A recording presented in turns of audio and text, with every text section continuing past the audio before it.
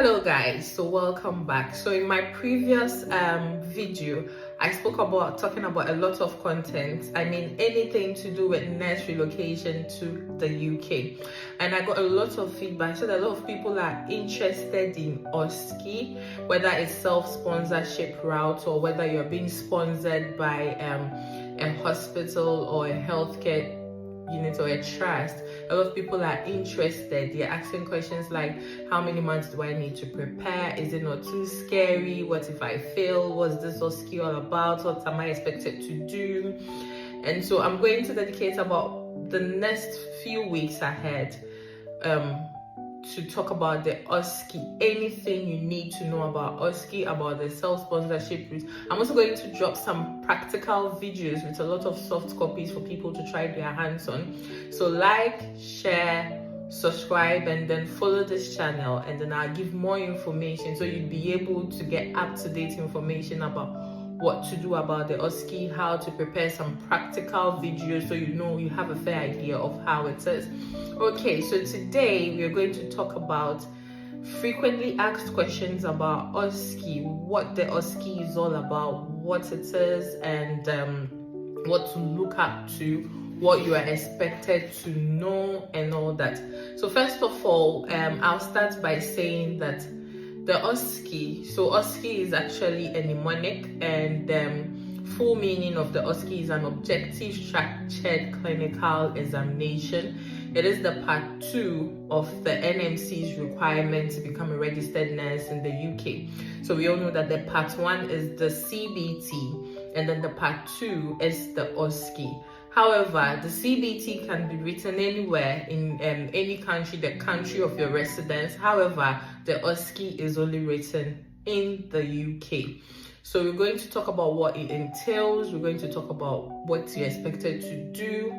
So another fact is that only the NMC can authorize you to write the OSCE. So unlike IELTS or maybe any other exam that you could actually walk up to register, the OSCE is different. In the UK, we've got different branches of nursing. So we've got the adult nursing, which is what some countries call it general nursing or registered nursing. We've got pediatric nursing or the children nursing. We've got mental health nursing. We've got learning disability nursing, and we've got the nurse associate. So the OSCE covers all the different branches of nursing, meaning we've got OSCE for adult nurses, we've got OSCE for mental health nurses, OSCE for midwives, OSCE for nurse associates, OSCE for children nurses, and OSCE for learning disability nurses. And they each have different questions and different tasks that are required for the individual to actually fulfill or do before they are registered. So how will I know which of the OSCEs to write? So it depends on you. It depends on the branch of nursing that you are and the branch of nursing you want to do.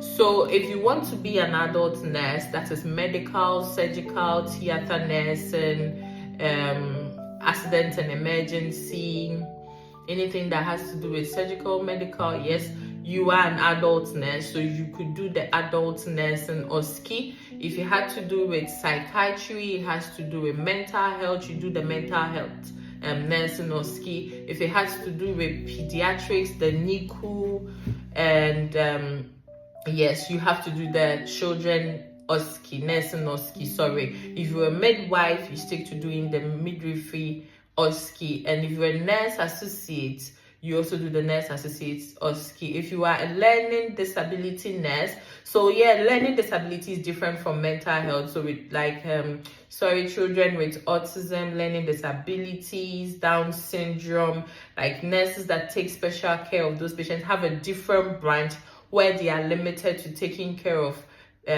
patients or kids or adults with learning disabilities only. So it depends on which branch of nursing you actually are. So I know in a lot of countries when we are studying, we study all of this together, especially for the registered nurses and the general nurses. So you are able to sit to assess which of them you've actually grown love for, which one you would want to specialize in, and then you choose which of the OSCEs you would write. And the centers have information about all of them. to ask is, where can I write the OSCE? So you can write the OSCE in UK. We've got different centers in the UK where you can actually write the OSCE. So we've got the Leeds Teaching Hospital is one of the centers to write the OSCE. We've got University of Northampton. We've got Northumbria University. We've got the Ulster University, and we've got the Oxford Brookes University. So those are the centers that anyone can pick from to write the OSCE. So it actually doesn't matter where you want to work, whether you want to work in London, whether you want to work in Birmingham, whether you want to work anywhere, Leeds, it doesn't matter. You could choose to write your OSCE with any of the centers, and they are fully accredited and the only recognized centers that is accepted. So you could choose to register with any of them, and the fees for the OSCE, registering the OSCE, and how much you pay for the OSCE is the same across all these centers. So actually, someone will ask, how much is it to write the OSCE? So if you've passed the CBT, the NMC is going to send an email. So that's called the decision letter. The email, when you've passed the IELTS and you've gone through a process of the registration with the NMC UK to register as a nurse, at a point they send you an email asking you to write the competency exam. So after you've passed the CBT, you can then go ahead to write the OSCE. So if you are working with an NHS or you're working with a hospital, they may put some training in place for you to study and prepare towards writing the OSCE. However, if you're using the self-sponsorship route, you would have to look for materials. You can get materials from each of these centers. So I've added the websites to the centers websites that you can actually log on to read more about these centers. I'm also going to drop it in the comment section, and I'm going to pin it so you can go through each of them. They have the marking criteria, the learning objectives, and a whole lot about the OSCE on their page, so you can actually read about.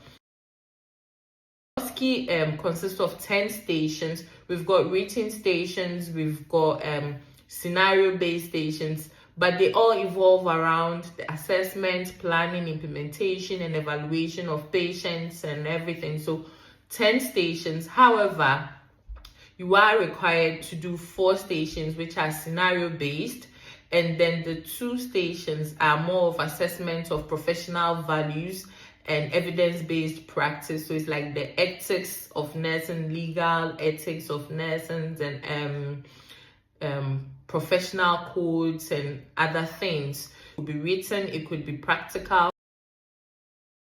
The 10 stations, registering for the 10 stations is £794 currently.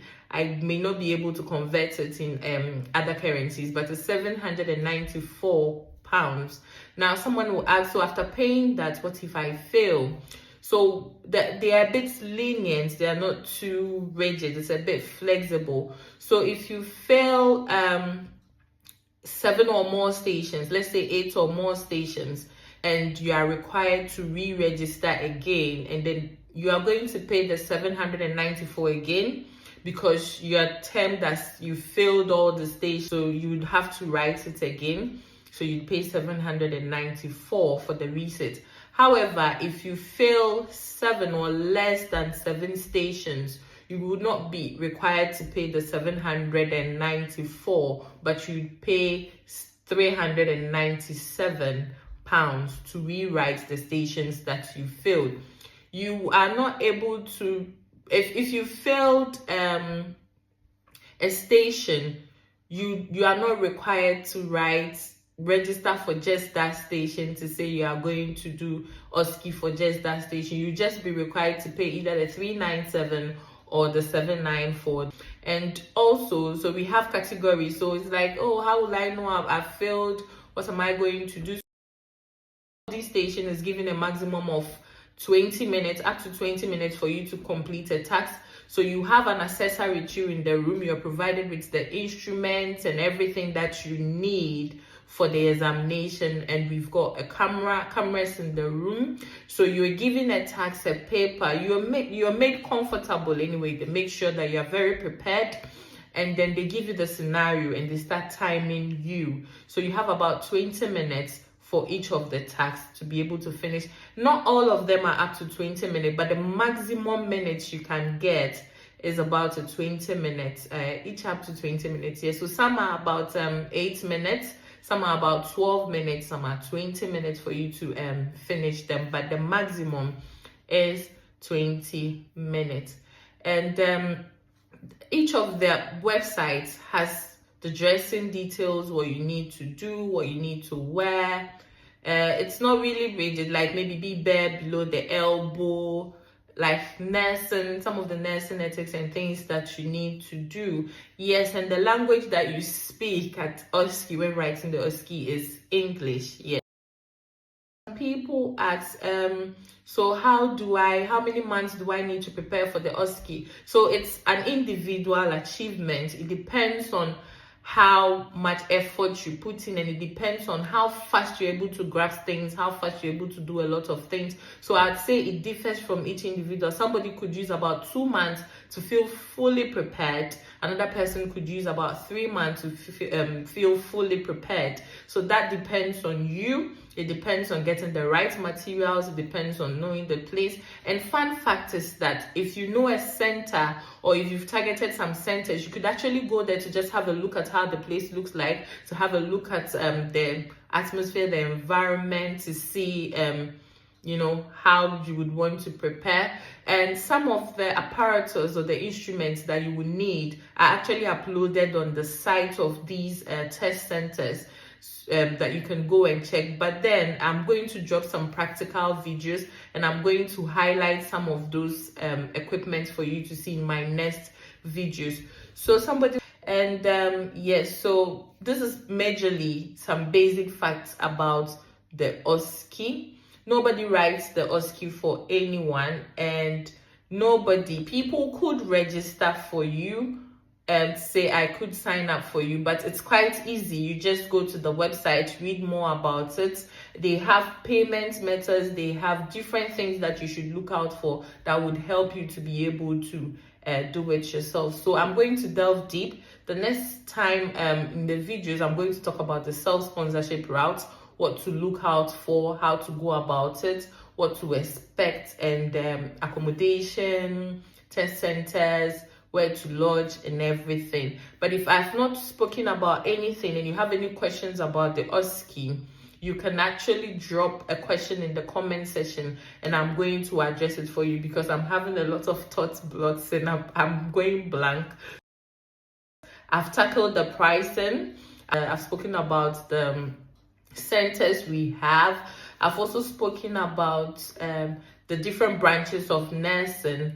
I've spoken about what to expect, the practicals, how many stations you're expected to write, and also in my next videos, I'm going to break the stations down individually and then give an example of what to do, more like a practical example of the task to do. So thank you for watching this. Watch out for more. Stay tuned for more. In the meantime, if you have any questions, anything, just drop it in the comment section. But before you go, like, subscribe, and share the link for people to join this channel. Spread the word to spread the word. My name is Mavis, and I'm happy to go on this journey with you. Bye.